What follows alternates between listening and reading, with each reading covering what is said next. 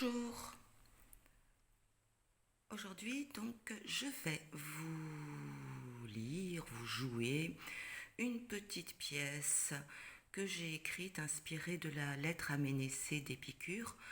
Donc ça reprend les grandes idées générales avec un petit peu de liberté. Pour une explication plus scolaire, je vous renvoie aux vidéos que j'ai faites ailleurs sur la lettre à Ménécée. Donc voilà, c'est une petite pièce que j'ai intitulée Psychothérapie. En effet, Épicure disait que la philosophie était une thérapie de l'âme. Le rôle de la philosophie, c'est de nous guérir, de nous permettre d'être heureux. Donc j'ai imaginé une thérapie de groupe avec Épicouros comme psychologue, philosophe. Donc voilà, c'est le leader qui va écouter des jeunes patientes qui viennent dans la thérapie de groupe parce qu'elles ont des difficultés à être heureuses. Donc j'ai imaginé une thérapie de groupe qui se passerait aujourd'hui et qui reprendrait les idées générales d'Épicure. Bien, donc on y va. Excusez-moi si je bafouille un petit peu, je vais faire la chose en une seule prise. Je vais essayer de faire au mieux. Allons-y. C'est Épicure qui parle.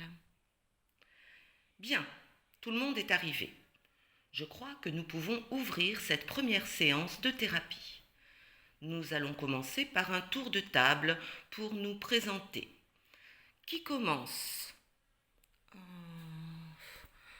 Moi, je commence. Je m'appelle Mamarion, j'ai 20 ans. En fait, je sais pas pourquoi je suis ici. Je trouve assez comique cette idée de thérapie. Comme si des parlottes, des blablas pouvaient régler mes problèmes. Enfin. Moi, c'était Mista. J'ai 18 ans. En fait, je sais pas très bien où j'en suis. Disons que je suis perdue. Euh, ben oui, c'est ça.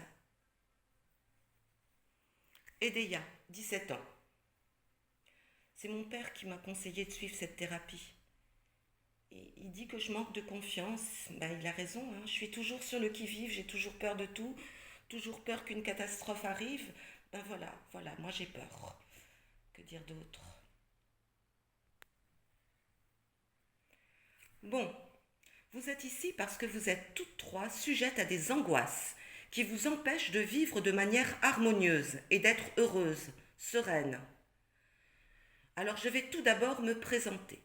Je m'appelle Épicouros et j'ai mis au point une thérapie de l'âme. Vous voulez peut-être nous faire croire que nous sommes des malades, c'est ça? Vous pensez que nous sommes des malades qu'il faut soigner? Mais non, nous sommes simplement lucides. C'est la vie qui est angoissante, c'est pas nous. Nous ne délirons pas. La vie est difficile, la vie est angoissante, tout nous échappe. Les dieux peuvent faire de nous ce qu'ils veulent. Et la mort nous guette tous. Ça, c'est pas du délire, c'est la réalité. Franchement, je ne vois pas où vous trouvez des raisons d'être heureux dans ce monde. Vous n'êtes que des uns. J'entends bien. J'entends bien que vous êtes en colère. Je comprends. Respirez. Laissez-moi continuer ma présentation. Moi aussi, j'ai été angoissée, comme vous. C'est pourquoi j'ai fait de la philosophie. Parce que je suis convaincue que nous devons nous efforcer à trouver le bonheur. Et que c'est possible. Si vous êtes ici aujourd'hui, c'est que vous non plus, vous n'avez pas baissé les bras. Vous aussi, vous voulez être heureuse, pas vrai? Bon, à présent, qui veut s'exprimer? euh, je m'appelle Edeya, mais ça je l'ai déjà dit. Je viens d'une famille très pieuse, très religieuse. Mon père va régulièrement au temple. Moi, moi ça me fiche une trouille d'enfer, j'ai peur. En fait, j'ai toujours eu peur. Je ne peux rien faire sans trembler. Penser qu'au moindre faux pas, les dieux peuvent me punir, ou qu'ils peuvent par caprice, par jalousie, briser ma vie à un moment ou à l'autre, ça me terrorise. J'ai vraiment très très peur. Et cette peur t'empêche d'être heureuse. Bien sûr, comment être heureux avec une angoisse pareille? Nous sommes bien d'accord. Le bonheur, c'est l'absence de trouble, la sérénité. Ce que nous, philosophes, nous appelons l'ataraxie. Et pour ressentir cette ataraxie, pour sentir ce bonheur, il faut d'abord nous libérer de nos angoisses. Il faut que tu te libères de tes angoisses, Edeya. Mais je ne peux pas. Zeus et toute sa bande de dieux me font peur. Ils ont trop de pouvoir. Calmons-nous. Que savons-nous des dieux? Qu'ils sont immortels, qu'ils sont bienheureux. Oui, c'est exactement ce que j'attendais de vous. Les dieux sont immortels et bienheureux. Cela, nous en sommes certains. Et vous pensez que des dieux absolument bienheureux peuvent avoir des caprices? Ou avoir envie de s'embêter l'existence à intervenir dans nos vies d'humains? Mais bien sûr que non. Quel intérêt pour eux? Ils sont absolument bienheureux. Ils sont immortels. Ils ne s'occupent pas de nous. Tout cela, ce sont des enfantillages. Les dieux vivent dans leur monde et n'interviennent pas dans le nôtre. Ce sont des dieux et pas des humains. C'est n'importe quoi. Et la foudre peut-être, ce n'est peut-être pas Dieu qui nous l'envoie? Bien sûr que non. Tous les phénomènes naturels peuvent s'expliquer de manière totalement naturelle par des mouvements d'atomes. Vraiment? Oui. Si vous en avez le temps, je pourrais vous expliquer tout ça plus tard. J'ai écrit pas mal de livres où j'explique tout ça. Mais alors, toutes ces histoires qu'on raconte au sujet des dieux? Pure imagination, je te l'assure. Les hommes aiment bien se raconter des histoires. Je ne sais pas. Mon père ne serait pas d'accord avec vous. Mais c'est vrai que c'est logique. Si les dieux sont vraiment bien heureux, ils ne peuvent pas être en colère, ni capricieux, ni jaloux. Ça, ce sont des choses que les humains connaissent, mais pas des dieux. Je suis heureux que tu t'en rendes compte. Tu vois que ton père n'a pas toujours raison, ni la foule. Si tu écoutes ta raison au lieu d'écouter les fables qu'on te raconte, tu t'aperçois que tu n'as aucune raison d'avoir peur. Au lieu de craindre les dieux, tu dois au contraire t'efforcer d'être aussi sereine qu'eux et d'imiter leur ataraxie. Je me sens un peu mieux, mais c'est une idée si nouvelle qu'il faut que je m'y habitue. Oui, tu vois, tu t'approches de l'ataraxie. Ça suffit avec vos salades, vous dites n'importe quoi. Ça suffit avec vos salades d'ataraxie. Oui, monsieur le philosophe, l'ataraxie, comme vous dites, c'est peut-être possible pour des dieux, ils sont immortels, mais pour nous, c'est impossible, et vous le savez bien. Parce qu'on va mourir? Exactement. Et si je vous disais que vous n'allez jamais vivre votre mort? Vous allez peut-être me faire croire que je suis immortel. Ah, vous êtes fort, vous. N'importe quoi. Loin de moi cette idée. Vous et moi, nous sommes bien des mortels. Nous allons mourir. Moi, je préfère ne pas y penser. Ne pas y penser, ce n'est pas la solution. En évitant le problème, vous ne le réglez pas. Il faut penser à la mort. Mais il faut y penser rationnellement, raisonnablement. Et je vous le dis, il n'y a aucune raison d'en avoir peur. Comme je le disais à ma Marion, nous ne vivrons jamais notre mort. Et je vais vous expliquer pourquoi. En effet, tant que nous sommes vivants, la mort n'est pas là. Et quand la mort viendra, c'est nous qui n'y serons plus, puisque nous serons morts, et que nous ne sentirons plus rien.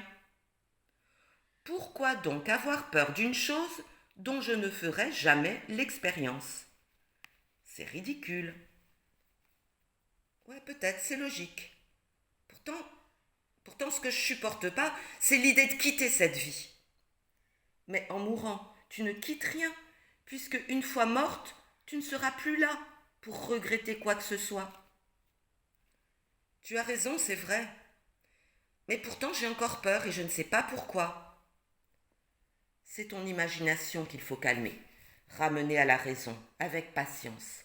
Rappelle-toi régulièrement la conversation que nous venons d'avoir, et tu verras, tu iras beaucoup mieux. Je voudrais dire que moi, je suis convaincue de tes arguments. C'est vrai. Je n'ai aucune raison de craindre la mort. Maintenant, je le sais. C'est vrai, une fois que je suis morte, je suis plus là.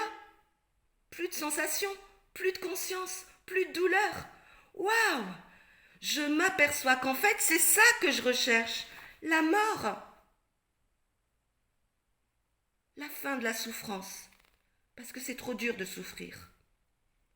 Voilà la solution. Je vous avoue que l'idée du suicide m'a souvent attirée. Mais j'avais peur de la mort, alors je ne suis jamais passée à l'acte. Bêtement. Mais maintenant, les choses deviennent plus simples. La vie est trop difficile et la mort, c'est la solution. Le suicide me semble la solution idéale. La solution idéale pour te priver du bonheur, pour te priver du bonheur qu'il y a à vivre. Mais quel plaisir, quel bonheur! Moi, tout ce que je ressens dans cette vie, c'est de l'angoisse, c'est de la douleur, c'est de la frustration. Ouais, une vraie partie de plaisir, t'as raison. Calme-toi, respire. Oui, c'est ça, écoute-moi bien. Je t'assure, Thémista, que la vie, c'est bon. C'est un délice de vivre. Je sais que ce n'est pas ce que tu ressens en ce moment. Mais si tu ne sens pas en ce moment que c'est bon de vivre, c'est parce qu'il y a en toi des angoisses qui te troublent, des désirs sur lesquels tu te crispes. Il faut te libérer de tout ça grâce à la philosophie. Fais-moi confiance et tu n'éprouveras plus cette douleur, cette angoisse. Tu éprouveras comme moi à quel point c'est bon de vivre. Ce serait vraiment trop dommage de te suicider. C'est trop dommage, vraiment, de mettre fin à cette vie qui peut être si bonne. Crois-moi, la vie, elle est bonne intrinsèquement. Elle est vraiment bonne si tu te guéris de tes angoisses et de tes désirs sur lesquels tu te crispes. C'est facile d'être heureux. Il suffit d'être vivant pour avoir accès à l'ataraxie. Mais tu parles d'ataraxie depuis tout à l'heure, mais c'est quoi au juste l'ataraxie? C'est un plaisir suprême et durable que l'on ressent simplement par le fait d'être vivant, à condition de s'être débarrassé de ce qui nous encombre. Et je t'assure que ça vaut le coup. L'ataraxie, comment te dire? C'est un état de bienheureuse sérénité. On est bien, durablement bien, si bien. Et pour l'atteindre, cette ataraxie, on n'a pas besoin d'avoir des richesses, de la gloire, une belle maison ou un grand amour, comme le croient les personnes naïves. On a simplement besoin d'être vivant. Or, bonne nouvelle, tu es vivante. Nous sommes tous vivants, donc nous pouvons tous être heureux. Oui, je suis vivante, d'accord, mais je n'ai rien de ce que je désire. Alors là, écoute-moi bien. Tes désirs sont en effet des obstacles à ton bonheur. Tu t'imagines que tu serais heureuse si tu étais riche? Eh bien non. Tu désirerais l'être encore plus et tu tremblerais de perdre tes richesses. C'est pareil pour ton désir de grand amour ou ton désir de gloire. Tout cela, ça vient de ton imagination. Et rien dans la réalité ne pourra jamais te combler. Lâche tout ça. Abandonne tous ces désirs. Mais c'est horrible. C'est horrible ce que tu dis là. Non, c'est pas horrible. C'est la réalité. Et la réalité, il faut la regarder en face. Si tu veux être heureuse, il faut que tu te libères de tous ces désirs vains, inutiles et mauvais, qui te viennent de ton imagination fébrile et qui ne pourront jamais être comblés. Reviens à la raison. Revenez toutes à la raison. Il faut se contenter de désirer ce qui est à notre portée. Il faut apprendre à nous contenter de ce qui est bon pour notre santé. Faire de la philosophie avec des amis sûrs, et ainsi, il faut que vous vous guérissiez toutes. Il faut que tu te guérisses, toi, Thémista, de tes angoisses et de tes aspirations insatiables. Mais moi, je ne veux pas renoncer à mes rêves. Et tu préfères te suicider plutôt que de renoncer à ces rêves? Eh bien oui. Sans avoir essayé de goûter au seul vrai bonheur qui soit, celui de l'ataraxie? Thémista a raison. À quoi bon vivre si on abandonne ses rêves? À quoi bon vivre? Eh bien tout simplement parce que c'est bon de vivre. Vous ne voulez pas goûter à quel point c'est bon de vivre parce que vous vous accrochez à des chimères, aux fruits de votre imagination. Essayez de lâcher tout ça. C'est bon la vie, croyez-moi. Arrêtez de poursuivre des chimères. Arrêtez de vous rendre malade d'angoisse pour des histoires inventées. Revenez à la réalité. Elle est belle, la réalité. Mais elle m'ennuie déjà, ta réalité, Épicouros. Elle m'ennuie. Moi, je veux aller toujours plus loin dans la réalisation de mes rêves. Je n'y renoncerai pour rien au monde. Alors, ma Marion, tu te condamnes à l'insatisfaction. Tu ne seras jamais heureuse. Tu n'as pas le droit de me dire ça. Tu n'as pas le droit de me dire des choses comme ça, rabat-joie. Bien dit, ma Marion. Je ne laisserai pas ce thérapeute de malheur me faire la leçon. Eh bien, en voilà de la colère. Il faut croire que j'ai touché un point sensible. Et toi, qu'en penses-tu, Edéia?